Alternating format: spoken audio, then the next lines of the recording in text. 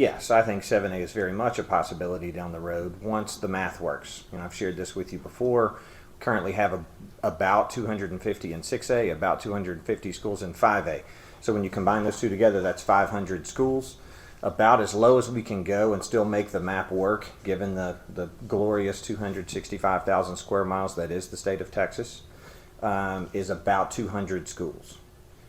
So if you're going to go from 6A and 5A to 7A, 6A, 5A, and you go down to about 200 schools, that's going to require 600 schools and 200 in each. Right now we have about 500. If you dip down into the very top of 4A and try to bring some of those up, there's not 100 there to grab. The enrollment disparity drops off precipitously. I mean, there's a difference in the 56th largest school and 57th. So anybody that's going to fact check me and go look at our rank order online, this is an example that I'm giving only, is going to be like a half a student, maybe 2 students. You get to the top of 5A and you drop 50. I mean, 2 in a row in terms of rank order might be 50 or even 75 students off.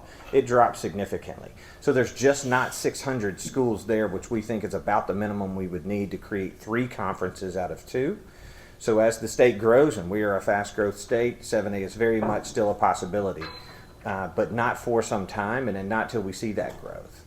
This change in the playoff structure is something we could do now that would add significant competitive equity at the postseason level without waiting and without, again, we've been talking about this for decades, right? We've been talking about this since the 90s.